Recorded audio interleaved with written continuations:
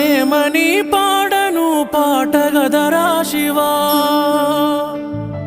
ఆటగదరా శివా ఆటగదరా శివా ఏమని పాడను పాటగదరా శివా దేహాల పూటల్లి రక్తాల పూతల్లి కన్న తల్లి కడుపు కూతలే నీకు వినబడుతలేదా నీకు కనబడుతలేదా వినబడుతలేదా